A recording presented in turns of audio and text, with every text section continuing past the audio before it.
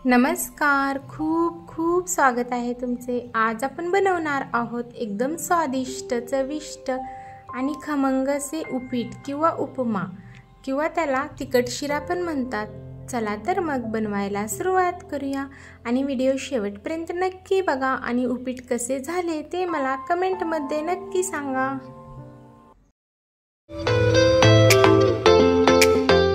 इथे आता आपण साहित्य बघू। हळद, जिरे, मोहरी आहे, मिरचीचे तुकडे, शेंगदाणे, हिंग आहे, कढीपत्ता, मीठ, कांदा बारीक चिरलेला, लिंबू आणि हा रवा घेतलेला आहे आपण एक मोठी वाटी भरून आणि कोथिंबीर घेणार आहोत।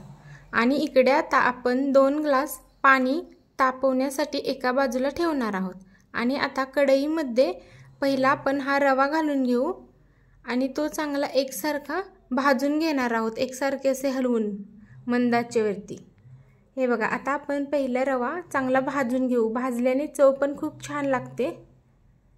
हे बघा, आता आपला रवा चांगला भाजत आलेला आहे, पाणी पण इकडे उकळलेले आहे। हा गॅस बंद करू आणि रवा पण आता आपण एका ताटामध्ये काढून घेणार आहोत आणि हा तोपर्यंत थंड होऊन देऊ।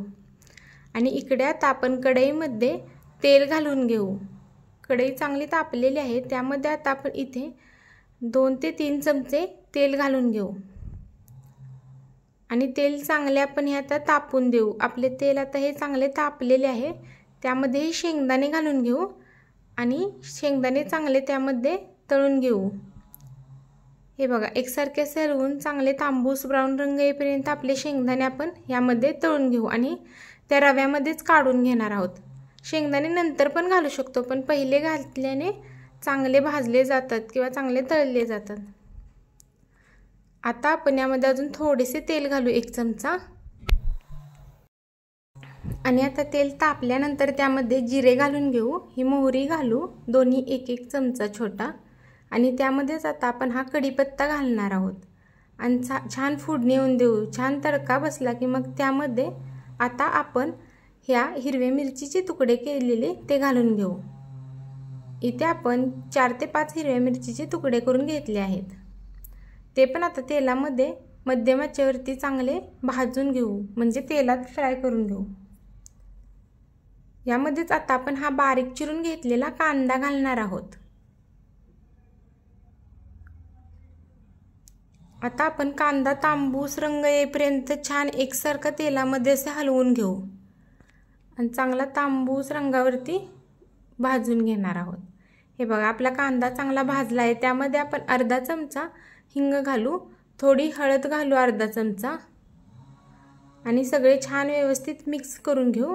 आणि त्यामध्येच आता आपण हे थोडेसे चवीनुसार मीठ घालणार आहोत। अगोदर थोडे घालू, लागले तर मागून घालू। आणि त्यामध्ये आता आपण हा भाजून घेतलेला रवा आणि शेंगदाणे ते घालून घेणार आहोत। ते आता आपण यामध्ये सगळे घातले की असे व्यवस्थित एकसारखे असे हलवून घ्यायचे। हे बघा, असे एकसारखे सर्व हलवून घेऊ, म्हणजे सर्व बाजूनी हळद सगळे लागेल। हे बघा, असे छान हलवून झालेले आहेत आपले। यामध्ये आता आपण हे इकडे गरम करायला उकळण्यासाठी पाणी ठेवलेले ते घालणार आहोत। गॅस पूर्ण कमी करायचा आणि हे गरम पाणी त्यामध्ये वरून घालायचे। हे बघा, अशा प्रकारे आणि छान मिक्स करून घेऊ।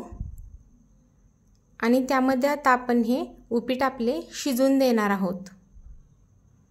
हे बघा, असे छान व्यवस्थित असे मिक्स करू कमी गॅसवरती। आणि आता आपण यावरती झाकण ठेवणार आहोत। हे बघा, अशा प्रकारे आपण वरून प्लेट किंवा ताट काहीतरी झाकायचे आणि 5 ते 10 मिनिटं मध्यम आचेवरती उपीट आपले छान शिजून देऊयात आणि नंतर बघणार आहोत आपण। हे बघा, आता आपले 5 ते 10 मिनिटं झालेले आहे।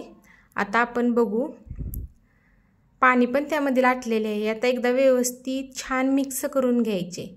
हे बघा, एकदम मऊसूत आणि स्वादिष्ट असे आपले उपीट किंवा उपमा तयार झालेला आहे। वरून आता आपण बारीक चिरलेली कोथिंबीर घालून घेऊ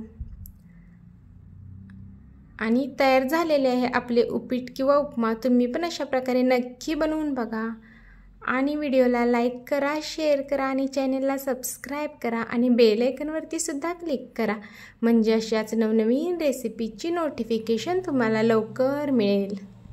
आणि तुम्हा सर्वांचे खूप खूप धन्यवाद.